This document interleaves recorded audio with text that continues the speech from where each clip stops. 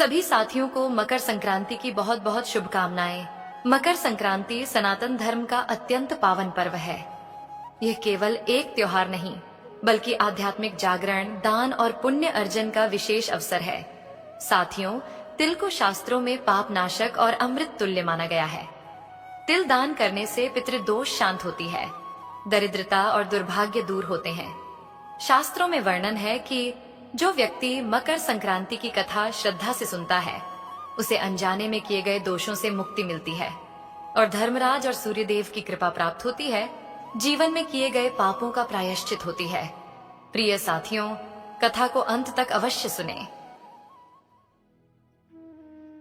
ये कथा है एक ऐसे गांव की जो गंगा की निर्मल धारा के किनारे बसा था, जहां की हवा में मंदिरों की घंटियों का स्वर और धूप दीप की सुगंध घुल मिल जाती थी।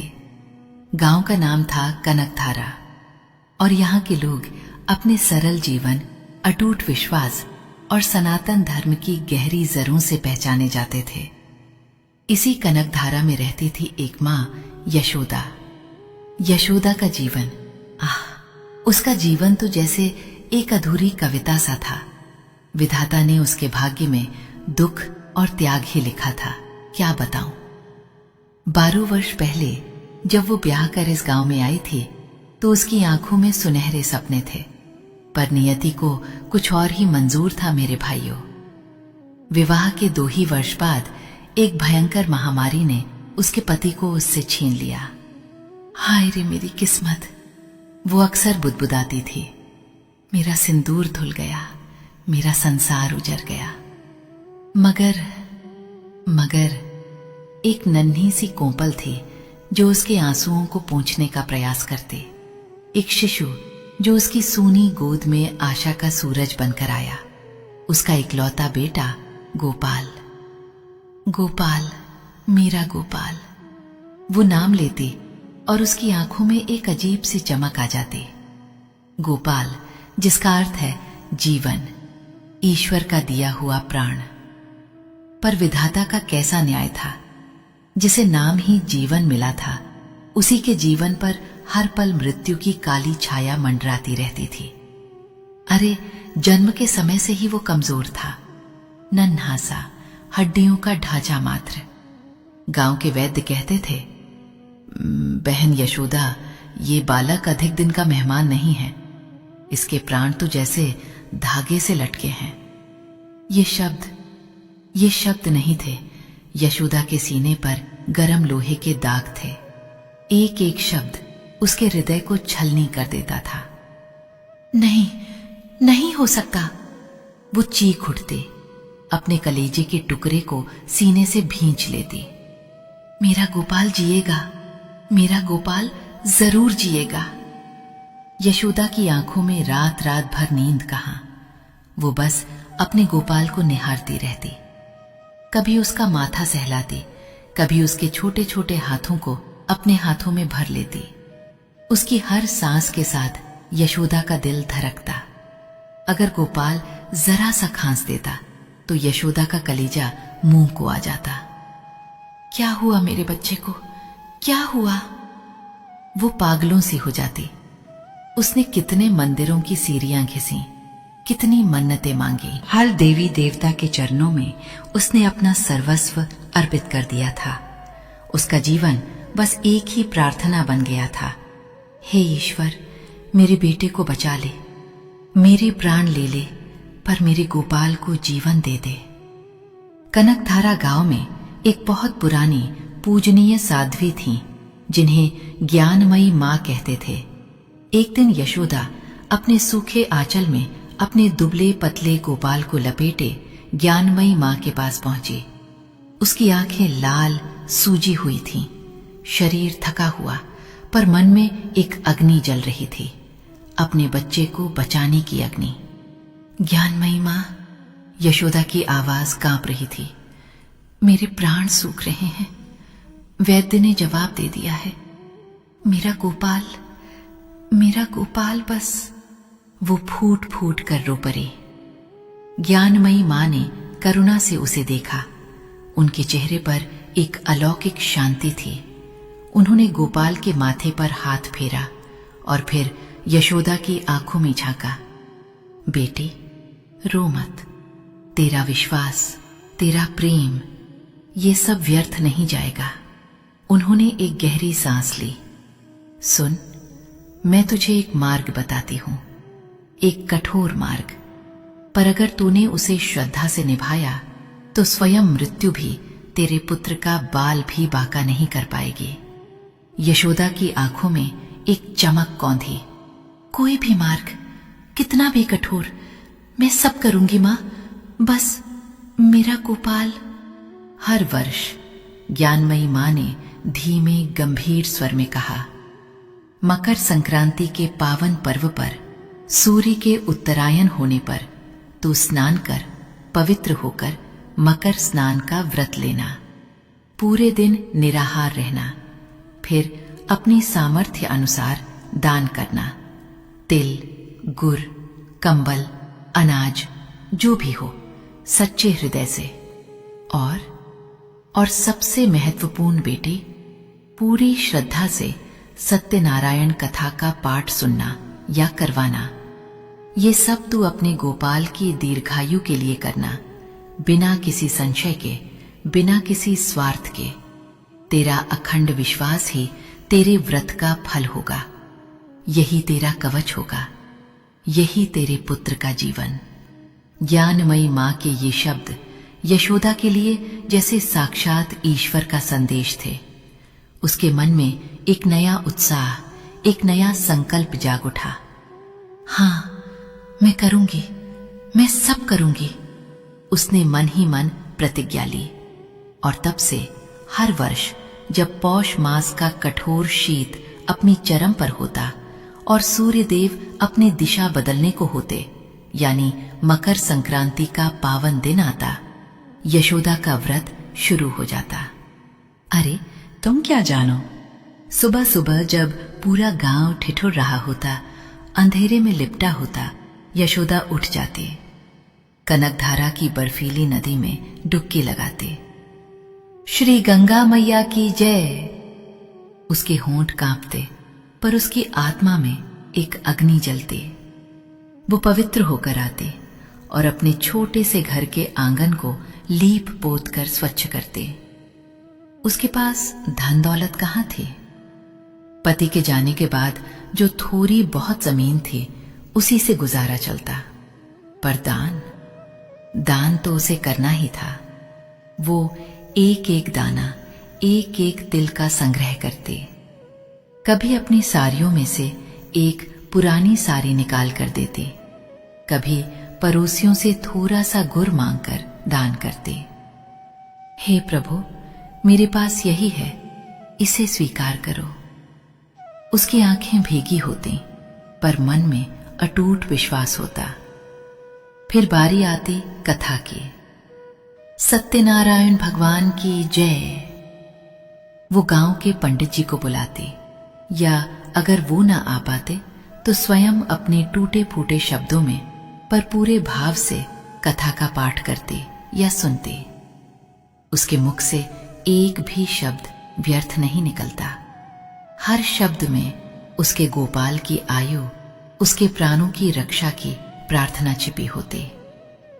वो घंटों भगवान के चरणों में बैठी रहती, उसकी आंखें नम, पर चेहरे पर एक अजीब सी शांति।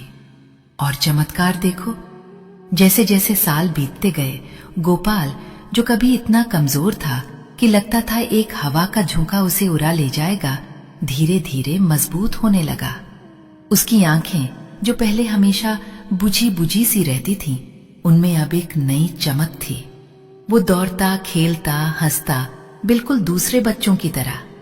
गांव वाले अचंभित थे। अरे, ये तो वही बालक है जिसे वैद्य ने मरणासन्न घोषित कर दिया था।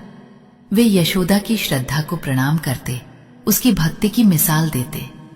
देखो तो, मां की तपस्या ने तो मौत को भी झुका दिया। 10 वर्ष बीत गए, 10 मकर संक्रांतियां। 10 वर्षों तक यशोदा ने एक भी व्रत नहीं छोड़ा, एक भी दान छोटा नहीं समझा, एक भी कथा का क्षण उसकी श्रद्धा से विमुख नहीं हुआ। गोपाल अब 11 वर्ष का था, एक हंसता खेलता चंचल बालक।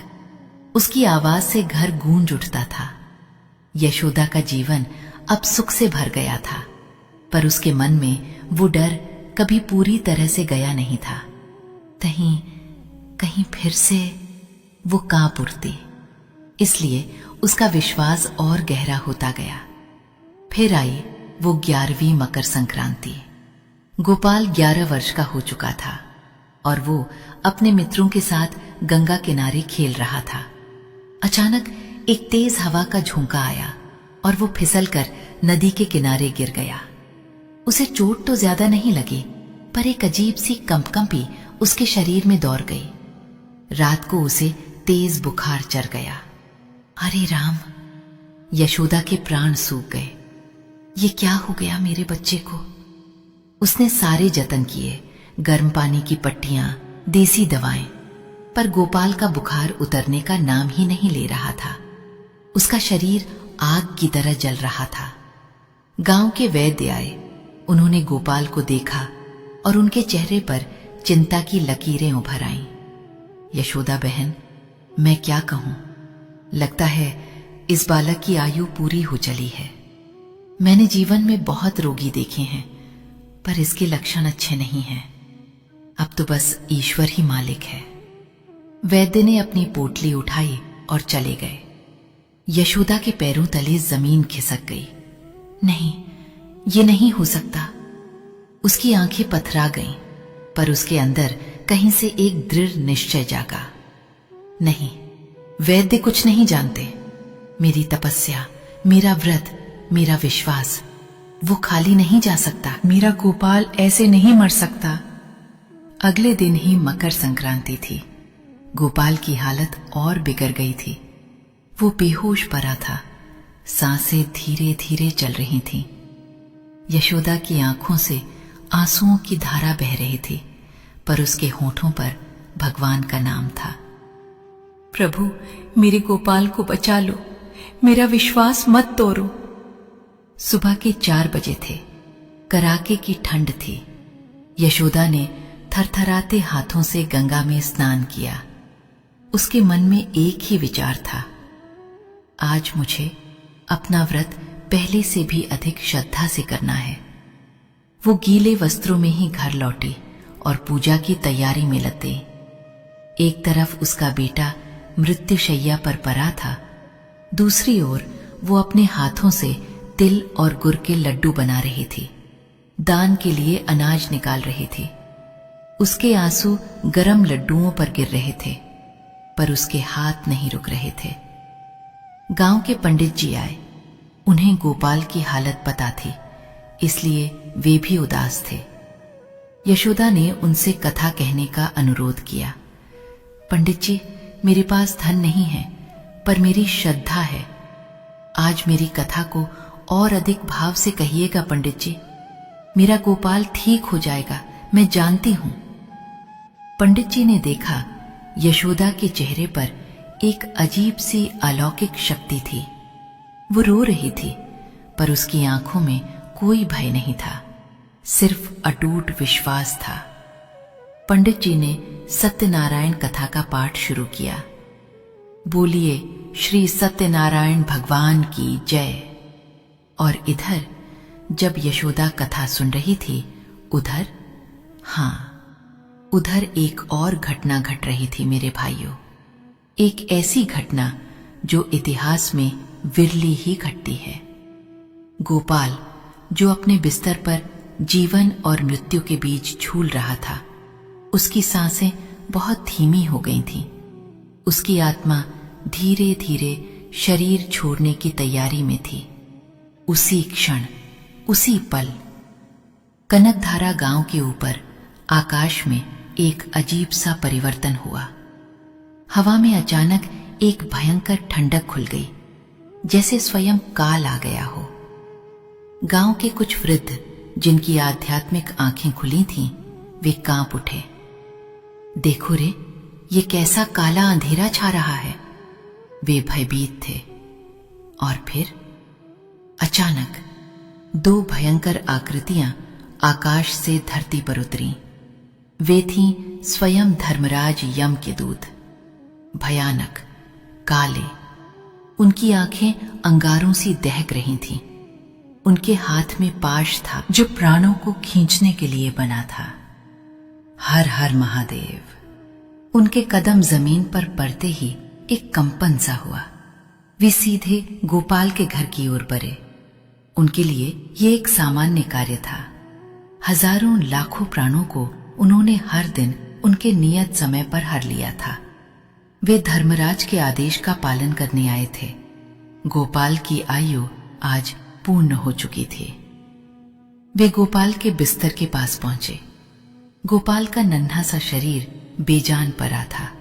उसकी आंखें अध खुली थीं और उनमें एक अजीब सी चमक थी, भय की या शायद अंतिम विदाई की। दूतों ने अपना पाश उठाया, गोपाल की आत्मा को खींचने के लिए तैयार हुए। रुको! एक गगनभेदी आवाज, एक ऐसी गर्जना जिसने समस्त ब्रह्मांड को हिला दिया। क्या? दूतों के हाथ जहां थे वहीं ठिठक गए। उनके भीतर भय समा गया। ये आवाज किसकी थी? इतनी प्रबल, इतनी शक्तिशाली। आकाश में एक तेज प्रकाश पुंज फैला। वो प्रकाश इतना दिव्य था कि दूतों की आंखें चौंधी आ गईं और उस प्रकाश के बीच से एक तेजस्वी आकृति प्रकट हुई। उनके सिर पर स्वर्ण मुकुट, हाथों में दंड और नेत्रों में त्रिभुवन का न्याय। अरे, वे तो स्वयं धर्मराज थे। जय धर्मराज प्रभु की। दूतों ने सिर झुका लिया। प्रभु, दूतों ने कांपते हुए कहा, हमने आपका ही आदेश पालन करने के लिए आए थे। इस बालक गोपाल की आयु आज पूर्ण हो चुकी है। नियति के विधान अनुसार हमें इसके प्राण हरने हैं। धर्मराज की आंखों में एक अजीब सा भाव था, न्याय का, पर उसमें करुणा का अंश भी था। उन्होंने अपने दूतों को देखा, फिर अपनी दृष्टि गोपाल पर डाली और फिर उनकी दृष्टि उस घर के आंगन में बैठी यशोदा पर पड़ी, जो कथा सुन रही थी, जिसके मुख पर आंसू और श्रद्धा का अद्भुत संगम था। दूतों, धर्मराज की आवाज में एक गंभीरता थी जो उनके न्याय सिंहासन से भी ज्यादा प्रभावशाली थी। तुम सत्य कहते हो कि नियति ने इसके लिए यही लिखा था। तुम सत्य कहते हो कि इसकी आयु आज पूर्ण हो चुकी है, और तुम सत्य कहते हो कि तुम केवल धर्म का पालन कर रहे हो। दूतों ने सिर उठाया, आशा में कि अब उन्हें आदेश मिलेगा, किंतु धर्मराज की आवाज अब और बुलंद हुई, जैसे आकाश में बादल गरज रहे हों। किंतु आज तुम नियति को टालोगे। आज तुम मेरे आदेश का पालन नहीं करोगे। आज इस बालक के प्राण नहीं हरे जाएंगे। दूत अचंभित रह गए। प्रभु, ये आप क्या कह रहे हैं? नियति का विधान भला कैसे बदल सकता है?